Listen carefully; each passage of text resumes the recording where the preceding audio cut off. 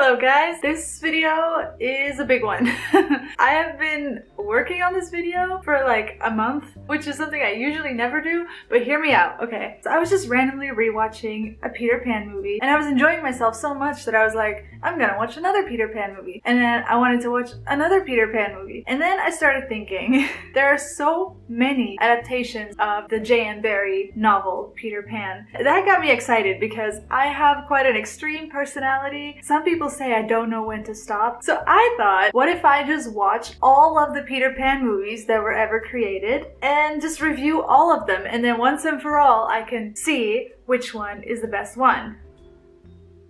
So that's what I did. Just a little bit of a background on me. I freaking love Peter Pan. I think the story is so imaginative, but also the themes of Peter Pan really fascinate me. It's a cute fairy tale, but it's also really messed up. Like, Peter Pan is like, he's not okay. I've always been really fascinated by that, and I'm fascinated by how different movie adaptations work with those themes and what elements of the original story they pull from. I was gonna watch all these movies anyway, so, you know, why not make a video about it? So without further ado, here is my vaguely top 10-ish list of Peter Pan movie adaptations. Yeah, I think that's what I'm gonna call this. I don't know. So, at number 9, I have a Peter Pan movie that I don't really want to rewatch ever again. Number 9 is the 1988 Peter Pan that I believe is from Australia. This adaptation comes from Burbank Films Australia. It was made in 1988 and it's pretty much a retelling of the classic Peter Pan story. I'd never watched it before and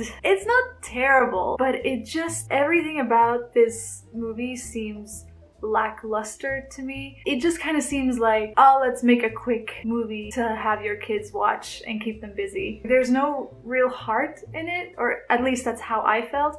I have to note though that I watched the Dutch version of it because I'm from Belgium, I speak Dutch. Some of the voice acting, very questionable, but again, that's the Dutch version. I thought the animation was really not up to scratch. Again, I mean, it's not Disney, it's not Don Bluth. It's just, it's not good. The dialogue is really odd at points. Was anybody taking this movie seriously when they were making it? I don't know. Just look at this moment when Hook comes out for the first time.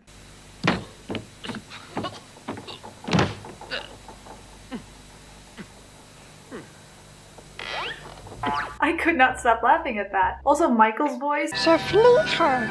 Creepy. What I can appreciate from this movie is that Peter acts like a total asshole, which, let's be real, Peter Pan is kind of an asshole, and that side of him is captured very well. There are all these scenes where Wendy is trying to tell Peter, like, hey, I'm not your mom, and Peter's just like, shh, don't talk, Wendy, and he just like ignores her completely. Like, this happens multiple times. Peter, ik ben niet je moeder. Je moet rusten. Toodles, Lips en John, jullie halen hout. What is this? What am I watching? Because, like, I get what they're trying to do, but, like, the dialogue is just done so badly that it just feels weird. Also, with the soundtrack here, it's weird. Sometimes they're just quiet and it's just, like, silent for a while, and it really is jarring. I guess if you want to have a little bit of a laugh, this is quite an unintentionally funny movie. Although I don't think I would rewatch it anytime soon. Then coming in at number 8, and now that I'm thinking about it, maybe 8 and 9 should have been switched because this is a movie that frustrates me. And I feel like if you're into the Peter Pan fandom, you probably know what movie I'm talking about. It's Pan. Pan from 2015. Pan is a 2015 movie directed by Joe Wright, and it was supposed to serve as kind of a prequel to the original story. And it also focuses on an alternative origin story for Peter Pan and Captain Hook.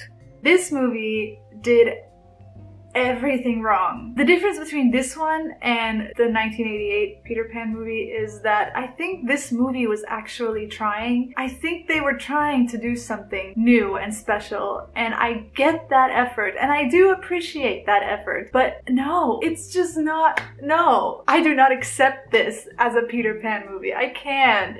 This movie frustrates me.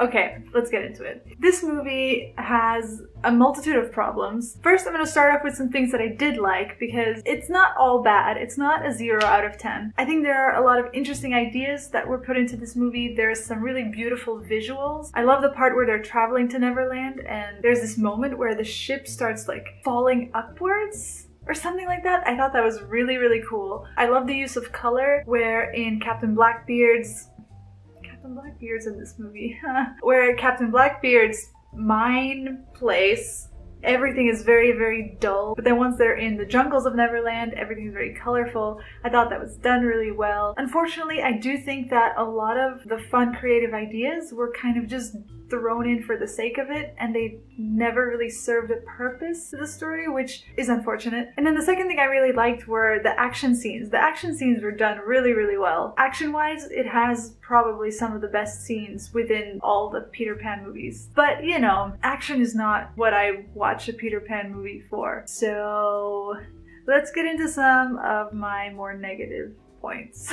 One of the biggest points I have is that the characters are just not likable. Peter does not come off as likable, and Peter is not really supposed to be a likable character. Like I said before, he's kind of a little bit of an asshole, but even though he is a little bit of an asshole, he still needs to draw the audience in. The audience still needs to care about him. In this movie, they try to do that by giving him this backstory with his mother, and he wants to know who his mother is. That could have worked, but it just didn't, because like I just found him so unlikable. And I think a lot of it has to do with the dialogue. The dialogue in this movie is really, really not good, but we'll get to that later. Other characters as well. Hook, who is for some reason a cowboy in this movie, is also really one-dimensional and really over the top, but like not in a good way. He just keeps giving these really dumb one-liners that are supposed to be funny, but I don't really feel like any of his jokes really land. Tiger Lily as well is really bland. I thought Blackbeard had a little bit more personality. The only character that I ended up liking was Smee. I thought he was like the only character I was really rooting for, and the only character I really seemed to care about, which is not a good thing. I think a lot of this comes down to the dialogue. The dialogue is really bad. There's a lot of lines that people say that are supposed to have like a big impact, but like I don't get it. Like there's a scene. Have you come to kill me, Peter? I don't believe in bedtime stories. What do those two sentences have to do with each other? That is not a conversation. Like, people don't say that stuff. It makes no sense. Also, right when Peter meets Hook for the first time, Hook gives this entire speech about, oh, I don't care about you. I only care about myself. And it's like, okay, like, who gives that speech when they meet someone for the first time? Like, no, it's weird. It's just so obviously trying to set Hook up as being the guy that doesn't care but who does care in the end. There's no nuance, you know? And then sometimes it's not the dialogue but the delivery that's bad. Like there's this line that Blackbeard says where he's like, bravery's not the same as suicide, kid. And like the delivery of that was also just so like what? Like there were so many what moments in this movie that I can't believe this was a thing. Like I can't believe this movie exists. And at the end somewhere you've got Peter saying, think a happy thought. And you know that they're saying it because that's like a typical line that everybody knows from Peter Pan. But he says it at a time that it's completely inappropriate. Like why would he say that now? There's just a complete disconnect. It's so weird. Then there's the whole thing of Tiger Lily being white. A lot of the tribe in the movie are people of color, and then the only person that gets dialogue is a white girl. Not only does it not make sense within the story, but also as movie makers you should know that you don't, like, why would you do that? It's such a stupid decision. Peter does have a really interesting backstory in this movie. Unfortunately, the way it's told is very confusing, and I had to rewatch the scene where it's explained 2 times, and even then I was like kind of confused by it. The way it's told is in this kind of information dump type way, and it's also done kind of in a poetic way that makes it really quite hard to understand what's really going on. I wonder, if you've seen this movie, did you understand the whole backstory with Peter and his mom? And then, oh my god, I am not done yet. There is all the random songs that are in this movie. This freaked me out the most. When they started singing Smells Like Teen Spirit, I am not lying to you, when this movie takes a whole 2 to 3 minutes where it's just a bunch of people singing Smells Like Teen Spirit. Yes, Nirvana's Smells Like Teen Spirit. And like, it serves no point to the plot whatsoever, but legit, it's like minutes long of just people singing Smells Like Teen Spirit while Blackbeard parades around. Hello, hello, hello, hello. When the lights out, it's as dangerous. Here we are now. Hesitate us.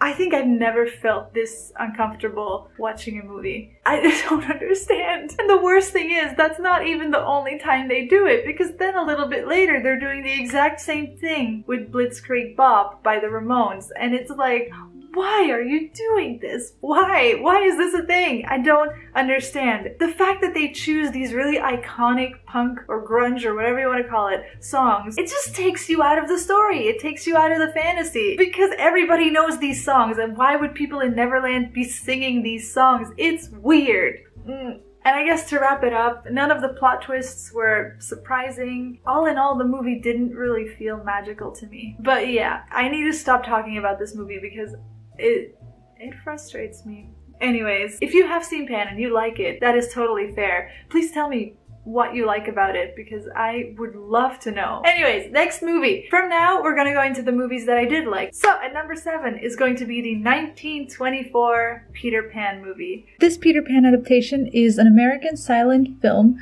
released by Paramount Pictures. It is the first film adaptation of the J.M. Barrie story. I have to admit, I have not watched many silent movies. It was really interesting, actually. The acting in a movie like this is a lot more theatrical and dramatic and expressive, and I quite like that. Although there were some... Well, I guess we have to take a break. My neighbor was drilling for some reason. Anyways, this adaptation, I think, is quite true to the original story, which I quite like. They use a lot of the dialogue that was used in the original novel, which I like. Peter was a little bit creepy. He kept calling her Mrs. And like the whole thing had a very American feel to it. Like at the end when they defeat the pirates, they take down the pirate flag and replace it with an American flag. And I was just like, okay. I thought the way they did Tinkerbell was really, really cool. I thought it was really well done. There is one point though where Peter breaks the fourth wall and like literally looks right at the camera. That kind of caught me off guard. Personally, I'm not a fan of that within a Peter Pan adaptation. But yeah, I liked the acting, I liked the dialogue, although I think this is a silent movie thing probably, but like sometimes they would be talking and then there would be no text, so yeah, you wouldn't really know what they were saying, and I miss that sometimes, but I think that's just because I'm not used to watching silent film. I want to know what they're saying. I want to know everything that they're saying. But I do definitely think it's a good adaptation from the book. And I'm really glad that I watched it, and I would watch this again for sure. Pretty good. Then we move into a big category. At my number 6, I have the Tinkerbell franchise. The Tinkerbell franchise is a film series produced by Disney Toon Studios as a part of the Disney Fairies franchise. Each film follows Tinkerbell and her friends as they go through their life. This series doesn't actually involve the character Peter Pan, it's just about the fairies and their adventures. I was really excited actually to finally be watching the Tinkerbell movies because I'd been hearing good things about it, and I'd been hearing that they were actually like good movies, not just for kids, but I'd never gotten around to watching them, and so now I did. And yeah, they're okay. They're pretty good. They're not as good as I was hoping. I was really kind of hoping to just completely fall in love with this world. It's not quite there yet for me. What I really love about the Tinkerbell movies is how they created this whole fairy world and there's a lot of interesting fairy lore that you can learn from the Tinkerbell movies. There's a lot of really creative stuff that went into these movies, and I really appreciate that. I love the way the fairy world looks. You can tell that they've put attention to detail in everything. It's fun. Like, I could imagine if I was a little girl, I watch these movies and then I walk into some kind of forest or meadow or something like that, and I could just be like, I'm gonna go look for fairies, because it feels very real. I really, really love that about it. There's also this one scene I just want to pull out in particular. It's in The Lost Treasure. They go to this theater and they tell this beautiful myth, and the way they tell it is so beautifully done. Like, I was moved by that. At journey's end you shall walk the plank of the ship that sunk but never sank. And in the hold amidst gems and gold, a wish come true awaits, we're told. That scene blew me away. Some of the characters I really like. I'm quite a fan of Bobble and Clank as a duo. They kind of give me the funniest moments and like my favorite moment. I really like them. I have to say that some of the other characters fall a little bit flat for me. They're quite one-dimensional. You have the funny one, you have the kind one. Tinkerbell is probably my biggest issue with these movies, and I could have guessed that. Tinkerbell is not at all like the real Tinkerbell from the book. Real Tinkerbell is not a nice lady. She tries to get Wendy killed because she was jealous. Tinkerbell is jealous, possessive, rude. This Tinkerbell is a lot softer and kinder and a lot more likable, which makes sense if she's going to be the main character for these kids movies. Of course, you want the kids to like her, so I totally get that they did that. But for me, that kind of hurts my heart, because it's like, but that's not Tinkerbell though. But I don't think they're bad movies. I think they're really cute, and they come with like good morals for children. It's cute, but it's like, it's not as good as I imagined it. Now we move into the top 5. Coming in at number 5 is the 1991 Hook. Hook is a 1991 film directed by Steven Spielberg. It is supposed to be like a sequel to the J.M. Barrie novel Peter and Wendy, and it focuses on Peter Pan, who has grown up and he has forgotten all about his childhood. And then when Hook kidnaps his children, he has to go back to Neverland to save them. This is probably the most nostalgic movie for me, because I watched this movie on repeat when I was a kid. This was the first time that I watched it kind of with a more critical eye. My verdict is that it is not a terrible movie, but it's also not the best movie. Let me tell you what I like about it though. I love the idea and the concept of what if Peter Pan did grow up. The way it's done is really believable. A lot of this, I would say, has to do with Maggie Smith's amazing performance of Wendy. She is so believable as Wendy. The scene where she tells Peter that she is really Wendy and he is really Peter really gets me every time. I think it's such a beautiful scene. It's a really good setup for this movie. I love that they refer to J.M. Barrie as their neighbor, so like everything kind of clicks together and makes sense. Like, it makes sense that this family is the real Darling family. How they had Wendy open up an orphanage for, you know, for lost boys. Like, it's so well done. Like, that setup is brilliant. Also, the cast of this is quite amazing. They have obviously the amazing Maggie Smith as Wendy. Love her. Robin Williams is amazing in this. He's such a good match for Peter. Oh, and Dustin Hoffman as Hook.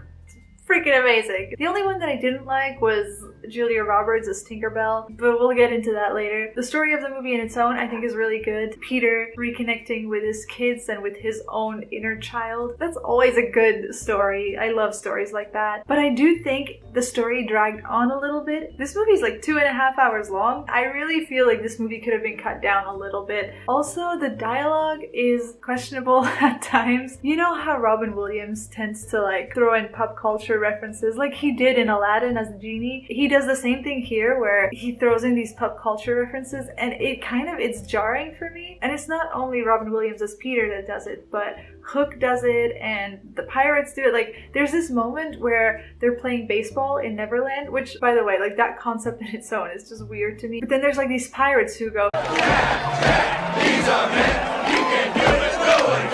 That takes the fantasy away from me. Like, that takes me out of it a little bit. There's also a lot of more mature jokes in this, like clearly jokes meant for the parents watching this with their kids. I think that's fine. This makes for a movie that kids are meant to enjoy with their whole family. But I don't really like that. There shouldn't be jokes like that in a Peter Pan movie. I don't know, I just thought that was weird. But I guess as a kid that stuff goes over your head because I'd never noticed as a kid. Watching as an adult, it kind of annoyed me a little bit. Also, it was very 90s. Like, very, very 90s. The Lost Boys lived in a skate park and they were like skating and playing basketball. I don't remember this movie being so 90s.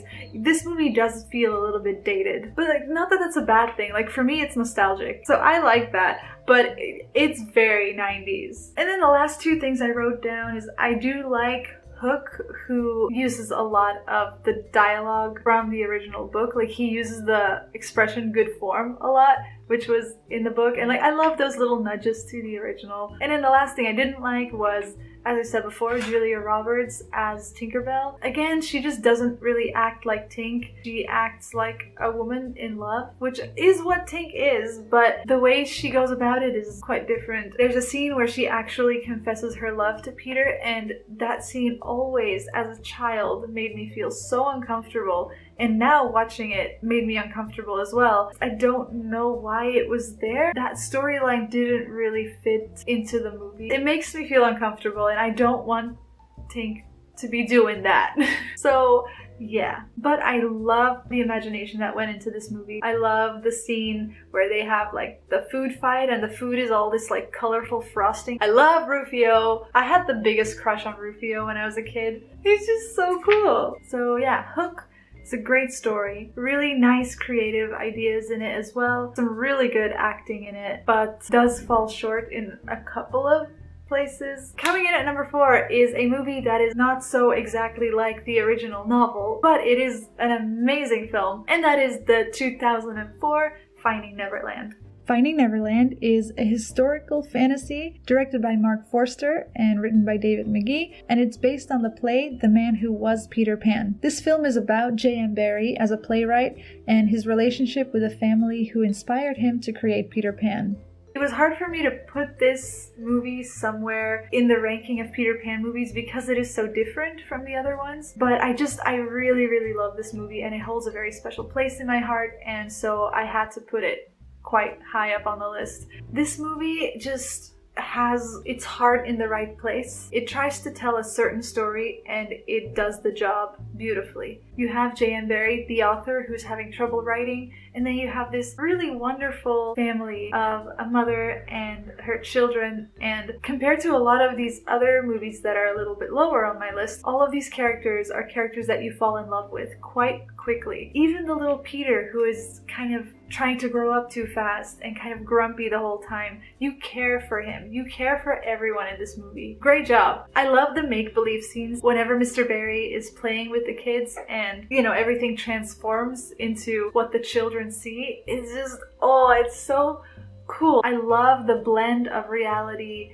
and make-believe. Also, Kate Winslet, man, I love her. I cried pretty much throughout the last 30 minutes of the movie, like continuously. When they're putting on the play at Kate Winslet's house, that whole make-believe thing, oh man, that scene breaks me. It is so beautiful. And just thinking about it, I'm not gonna cry, but I could cry because it's so beautiful. This movie breaks your heart, but in the most beautiful way possible. So honestly, like, I don't really have any minor points for this movie, aside from the fact I can't rank it higher because it's not really the Peter Pan story. It's the Peter Pan story behind the Peter Pan story. But yeah, everything about this movie is just great to me. Then coming in at number 3, the 2002 Disney animated movie Return to Neverland. Yes, a Disney sequel that is actually good. They exist! Return to Neverland is the sequel to the Walt Disney feature animation Peter Pan. The film follows Wendy's daughter, who refuses to believe in her mother's story during the Blitz in London.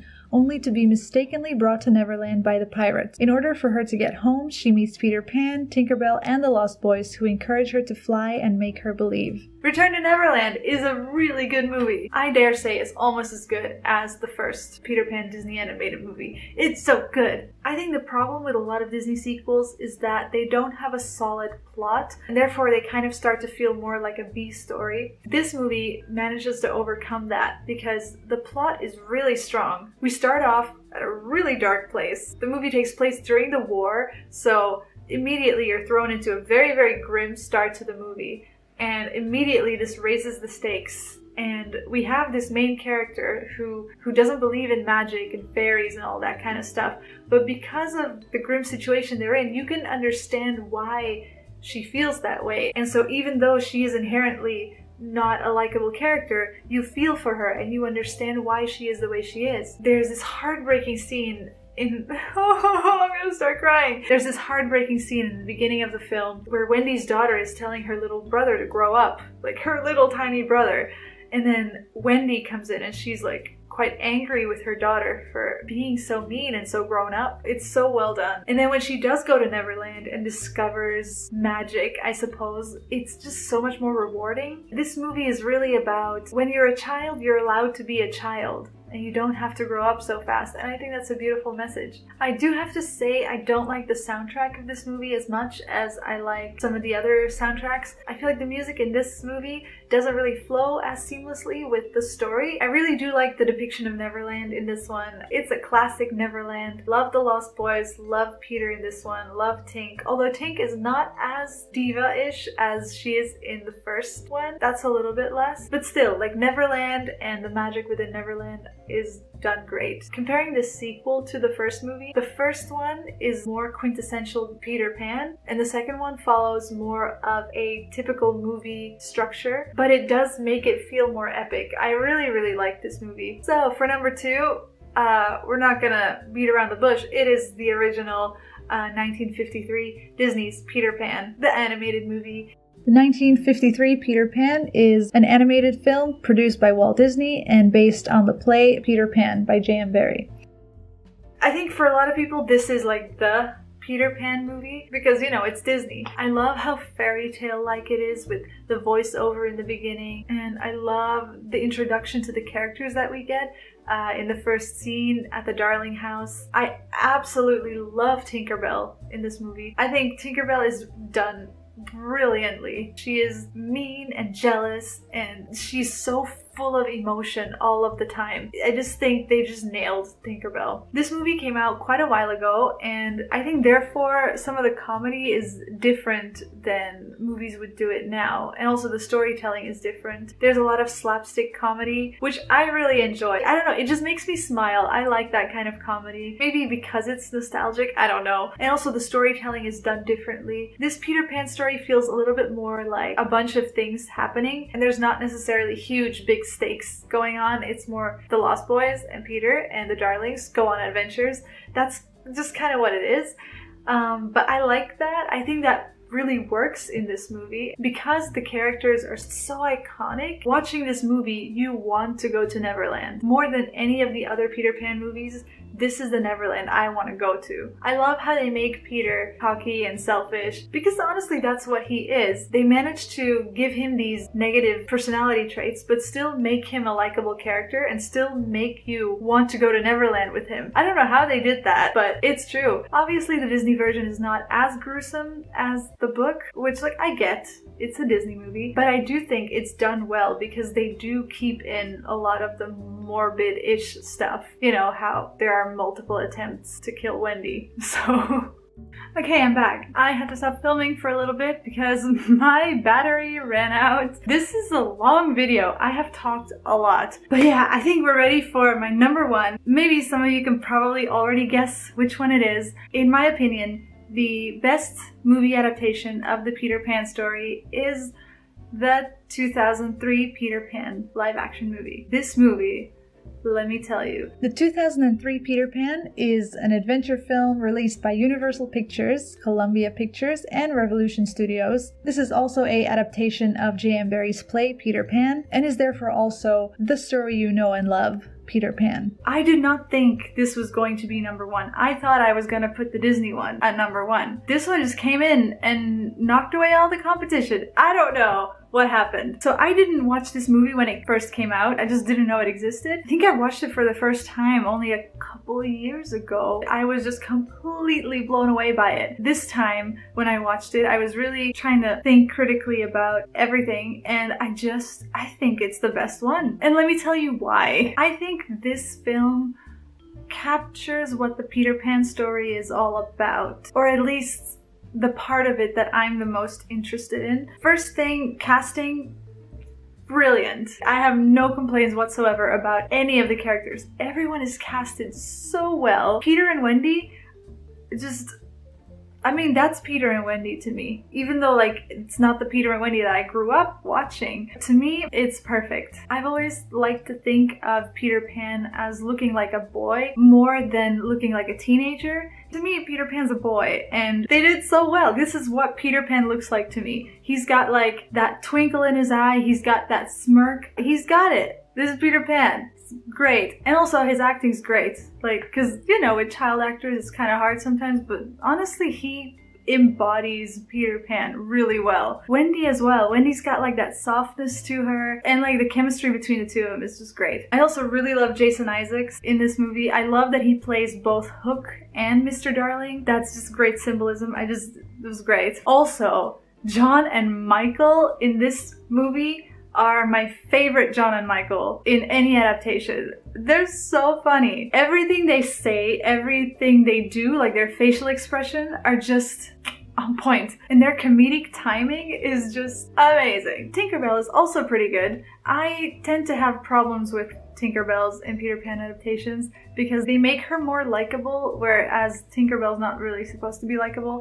In this one, she's really a brat, and I like that. Then the dialogue is also really great. Everything feels really fairy tale-esque, almost as if the actors are performing a play rather than being a movie. As you know, I like dramatic acting. I really like the way they did that because it just fits for the Peter Pan story, I think. Also, so many lines of the book are used in this film, which I love. There are just so many good lines in this movie. There are so many iconic moments that I remember lines of from this movie that just stick with me. Our children are educated nowadays.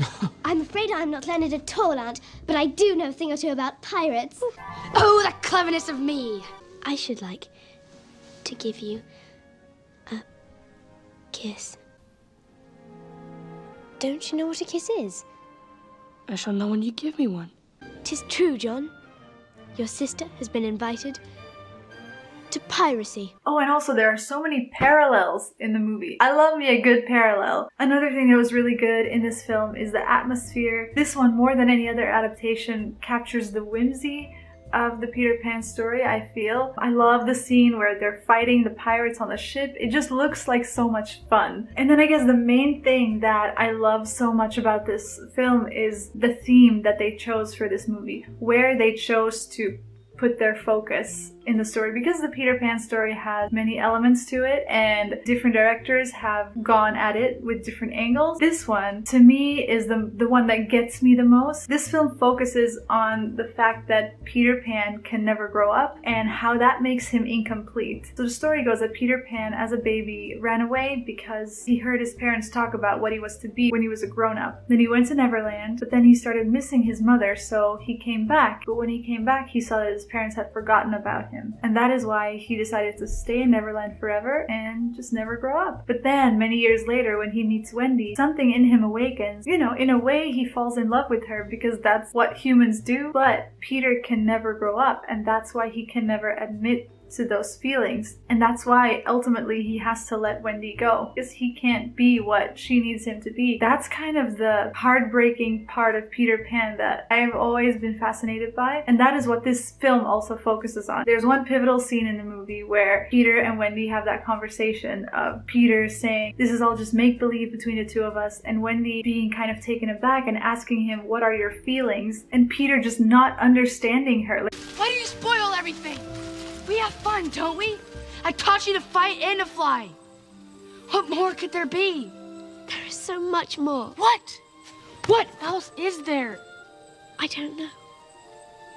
I think it becomes clearer when you grow up. Well, I will not grow up. It just breaks my heart. And yeah, ultimately that is why I think this is the best Peter Pan movie. I think it just goes deeper, I guess, in a way. I love the Disney animated classic as well, but it's more of a fun-loving adventure and it's a lot lighter. The live action one goes a little deeper and it makes me think a little more, and that is why I like it better. So, I've been talking for a long time. I think that's all I have to say for all of my Peter Pan reviews. Anyone still watching?